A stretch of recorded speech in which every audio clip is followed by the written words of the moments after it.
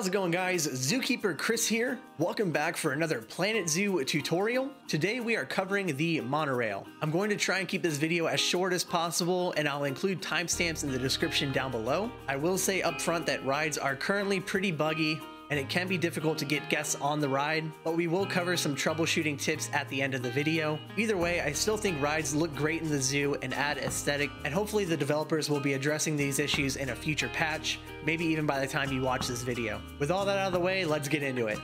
Alright, so first things first, with the monorail ride, how do you unlock it?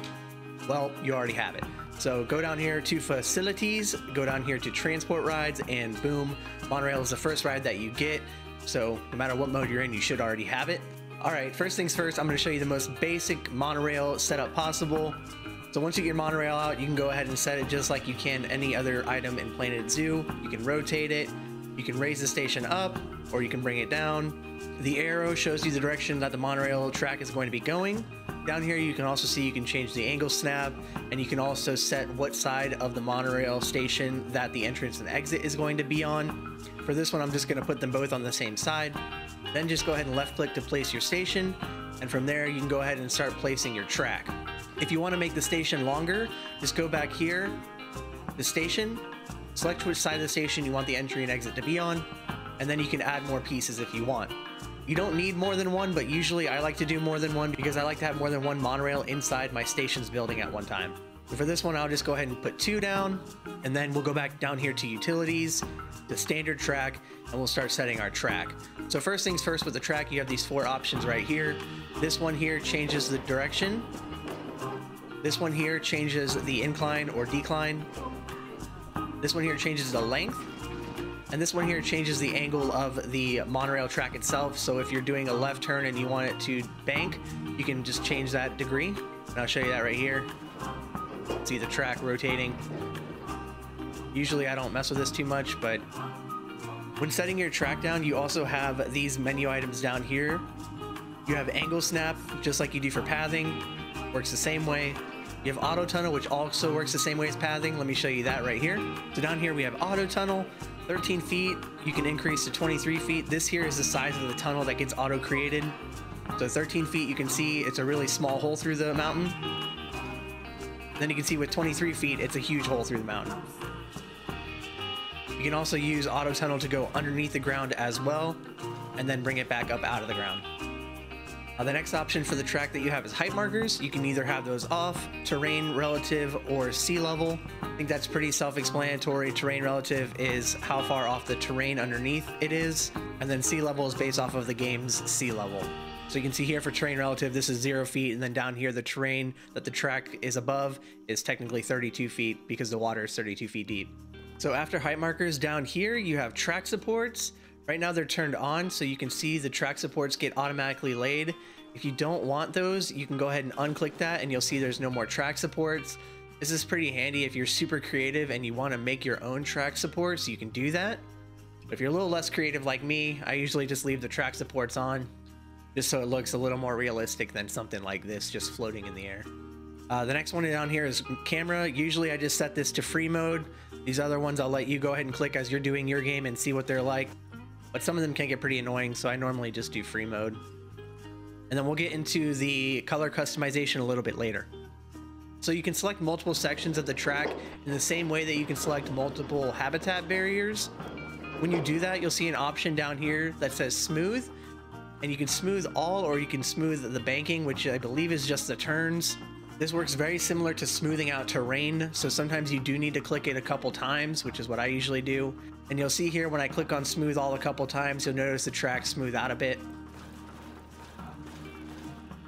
So just click it a few times and you'll see it smooths out the track quite a bit.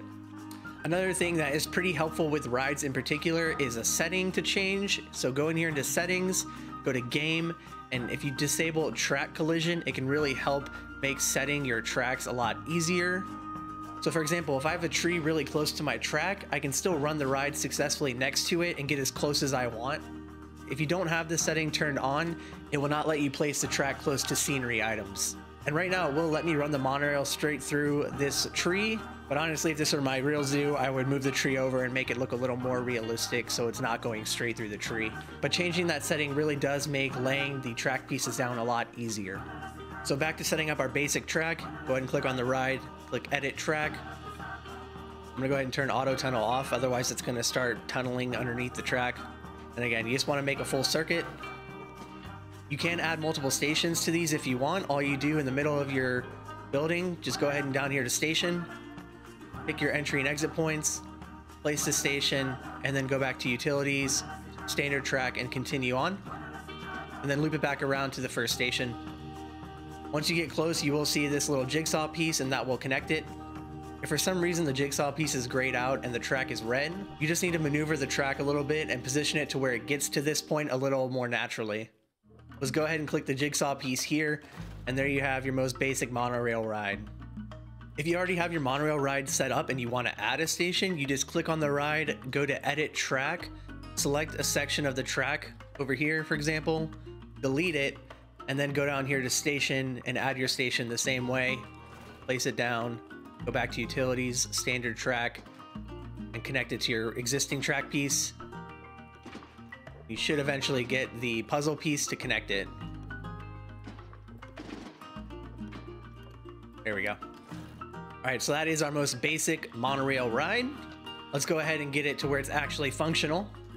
So you escape out, go ahead and click on your ride, and you'll see there's a problem here right off the bat. And you can look at each station has its own menu down here.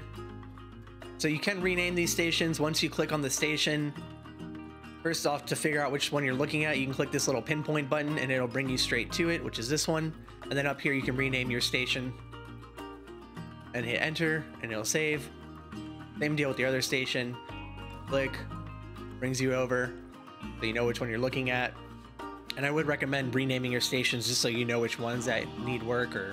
All right, so now we're gonna go ahead and click on our station, and you'll see right off the bat it brings up your station requirements here. So we're gonna need to place an entrance. So left click that and you'll see you can place your entrance. Place your exit next.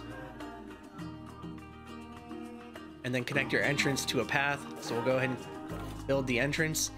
You do need to use the queue pathing for your entrance. And then for your exit, you just use regular pathing.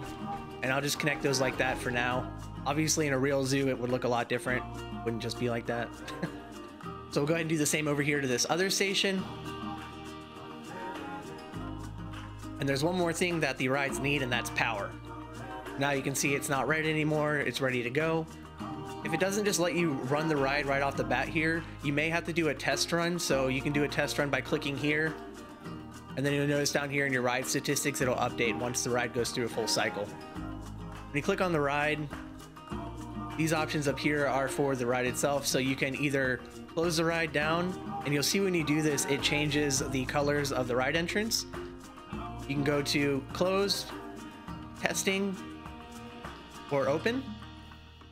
Also make sure that you don't just click on one station and do test or close, because it'll actually close them both down. Make sure that whenever you're ready to reopen the ride, rather than just opening one station, you can see here I'm on Kenya station and this one here is still actually closed.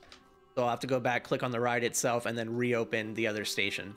I usually recommend having multiple stations throughout your zoo. It gives your guests more than one spot to enter and exit the ride from throughout the zoo, and doesn't force them to go on a huge journey around your entire zoo. If you want to change the other side of the station here to match the entryway that you have set up, if you have the entry and exit on the same side, you just need to click your station here and then go down to paths, click queue, and then you can actually just click over here to make it match. So now I'm going to take you through the menu items here for the entire ride itself, and then also for the station menus. So first off, for the ride menu, just click on the ride, and I'm going to go ahead and rename the ride like you can do for the station. We've already talked about this menu up here. Down here are your station lists. We've already talked a little bit about that. Down here below, you have a lot of menu items that you're probably already familiar with, such as saving blueprints, clicking and dragging multiple items, moving the entire ride, you can delete the entire ride.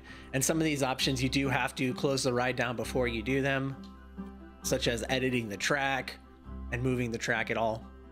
Another really fun feature down here is the ride camera. So you can actually click on ride camera and it'll give you a perspective of one of your guests riding the ride. You don't have to have anybody riding the ride, you can just ride it yourself. And down here you have cinematic view. Down here you have point of interest view, and below that you can actually click on it a couple times to change what angle you're looking at the ride.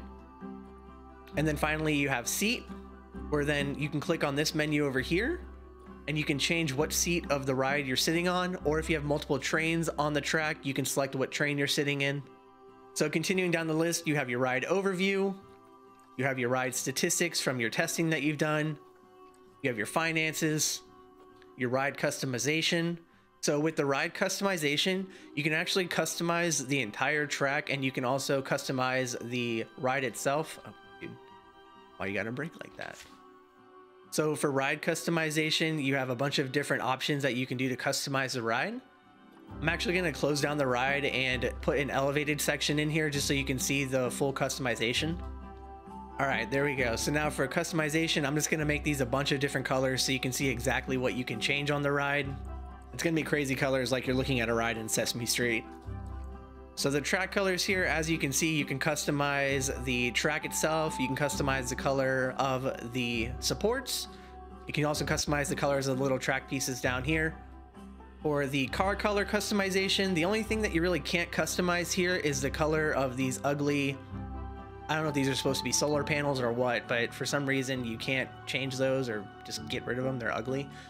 But other than that, you also cannot change the pattern on here. You have to have the zebra pattern, which kind of stinks. Hopefully in the future they can change that to some other patterns. That would be amazing.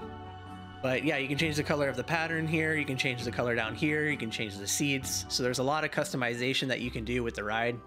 Whenever you're customizing the color of your ride, what you want to do is customize the entire track first to your base colors. And then what you can actually do is you can customize a section of the track piece by piece if you want to set up a color scheme going through a particular exhibit. To do that, you just go down here to edit track and select your section of track. So select your track piece down here, and now you'll see down here you have those color options, and you can overwrite what you already did earlier. This is pretty awesome. For example, if you want to have your track go through a jungle themed area, like a rainforest themed area, then you can set the track to a really dark green color that might fit that theming a little better. The most important thing to note for setting color schemes per section is you want to do this at the end, because if you change this color scheme right here and then you go to the ride and change the customization of the color of the entire ride, it actually overrides every section that you customized. So customize the color of the entire ride first, and then do section by section if you want to customize certain parts going through certain habitats. So the last menu item down here for the ride itself is ride operations. You can change the ride mode from continuous loop to shuttle mode. If you're running continuous loop, you can add multiple cars, and it will split them up between your stations that you have. As you can see, it's not just going to put all 4 cars on one station, it divides them between your stations. And then you can change your max speed. If you want your guests flying through at the max speed of a Rhino, pump it up to 35. If you want to go like gentle walking speed, go down to 3 miles an hour. I usually find somewhere in the middle at like 10 to 15 miles an hour and just leave it at that. I believe the max number of cars you can set for this is 20, no matter how long your track is. Yeah, so another thing to note for the number of cars, you do need to shut the ride down to change that. All right, so let's go back over this ride mode. So you have continuous loop and shuttle mode. So down here we have an example of both shuttle mode and continuous mode. Up here you have continuous loop, and down here you have shuttle mode. So shuttle mode just goes back and forth between stations, and you can only have one ride vehicle on here at a time. And then up above that you have continuous loop, which is something I think you're going to use more often in your zoo than not. Continuous loop goes around between multiple stations.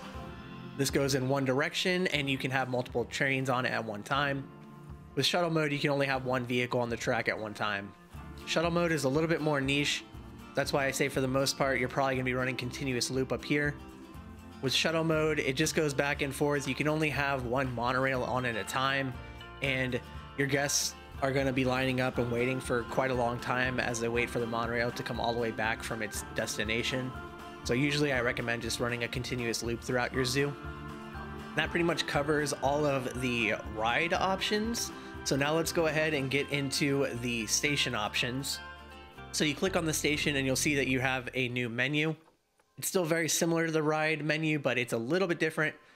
So you'll see you have your checklist here, your overview of that station, your ride statistics, station scenery rating can be pretty important. We'll get into that in a little bit. Your finance statistics. If you want to change the ride price per station, you can do that. Honestly, for my ride prices, I usually just make them free because I want as many people to ride it as possible. If you need to move your entrance and exit, you can do that here. Load rules is pretty important. So for load rules, this is your minimum rider load. If you have it set to anything other than any load, the train will not leave unless it fills up this many people into the ride vehicle. So for a quarter load, the ride will not leave the station unless it is a quarter full. Any load means that even if it's empty, the ride can leave the station. Down here, you have your minimum and your max wait time. This is the minimum amount of time and the maximum amount of time that the vehicle will be in the station. So you can either turn that on or off. Down below, you have your minimum departure interval. So minimum departure interval is the minimum amount of seconds that the ride will be dispatched. So every 3 seconds, a vehicle should be leaving. Some of these things do contradict each other, so you have to make sure that they are all playing nicely with each other, otherwise you'll run into problems.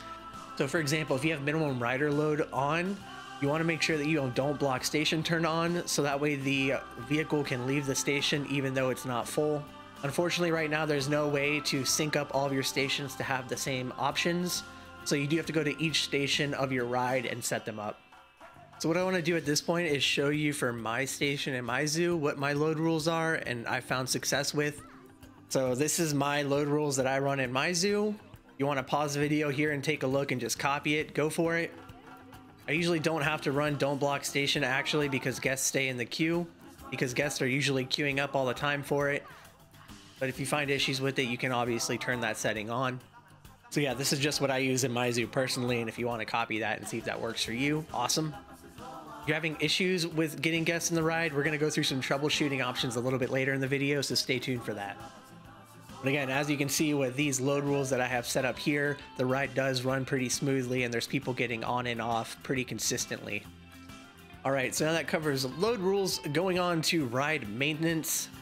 You can assign the ride to a work zone. You can see when the last time a mechanic visited the ride was. You can change how often your mechanics check on the ride. Usually I run every 6 to 9 months. You can see the status of the ride and you can call a mechanic if it is broken. Down here for the station menus, you have some very similar things to before. Down here in the station menu below, some of these are super important. Again, you have your ride camera. You need to close your ride if you want to move your station, but you can do that. Down here you have the move rides option. This doesn't move just the station, it moves the entire ride, so you do need to close the entire ride down if you want to use that. And then down here is a super important option. This is start building on station grid. So if you want to decorate your station, I recommend doing this. So make sure you click on the ride, click on your station, go down to start building on station grid. It'll bring up your construction menu items. And from here you can click on walls and you'll see it's super easy to start placing walls on your station and just going crazy with the decorations. I do recommend decorating your stations as much as possible. If you go down to the station itself and you go under ride statistics and you see station scenery rating, this one is low because it's very basic. You put some plants and stuff around it, try and get your station scenery rating up as much as possible because that will increase the likelihood of guests coming into your station. So do take advantage of that start building on station grid menu item down here and decorate the station as much as you can. I think it's definitely well worth the time. Alright, so to wrap up the video, we are going to go over some troubleshooting. Like I mentioned at the beginning of the video, rides are pretty buggy, but in my opinion, they're worth the time. They look amazing. So a couple of common problems with the rides is, one, guests will not enter the queue at all. Another common problem that will happen is guests will queue up, but they will not get on the ride. They just sit here and wait, and the gates will never even open. They'll just be stuck here. So what I found, if you have problems with getting guests in the queue itself, one thing you can do is delete a section of the track and then replace that section and reopen the ride. I've had that work before. So you need to shut down the ride, go to edit track, select a section of track, delete it, replace it, and then reopen your ride. So I've had that work to get people in the queue. If you have people getting stuck here at the entrance and the gates are not opening, that's probably an issue with the load rules. So for that, again, you need to go to the station, you need to go over here to load rules, and you're gonna need to tweak these a little bit. Again, these are my settings that work for me. If for some reason these aren't working for you, go ahead and change them up and see what you need to alter to get them to work. One thing you need to keep in mind is that the station can only hold one set of guests at a time. So this gate right here will not open if there are guests inside the station and there's people exiting. So one thing you want to make sure is that the vehicle is staying inside the station long enough to let guests get off and then let the guests get on.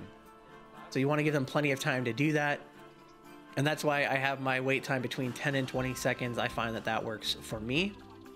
And one thing that can help with that, if you want, is you can place your exit closer to your entrance, because guests will always get off and on at the ride at the front of the station.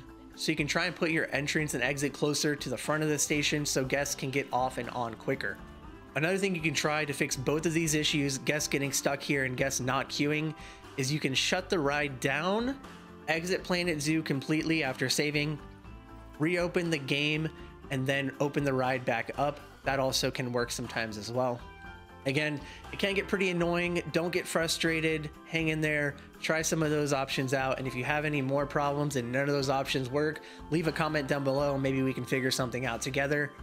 The developers are aware of some of these issues and they are looking to fix them in the future. So maybe if you're watching this in the future, a lot of these issues have been resolved and it's a lot easier to get guests on and off your ride. But right now it is pretty buggy. So just hang in there, try and do some of the things that I mentioned, and hopefully those work out for you. So that's going to do it for our monorail tutorial. I hope you found this video useful. If you think I missed something important, be sure to leave a comment down below. And just a reminder, if you want to chat with me live, I am over at twitch.tv/ZookeeperChris every Friday and Saturday at 7 p.m. EST. Link in the description down below. If you enjoyed this video, be sure to like, share, and subscribe for more Planet Zoo content in the future. Again, thanks for watching, and until next time, stay wild.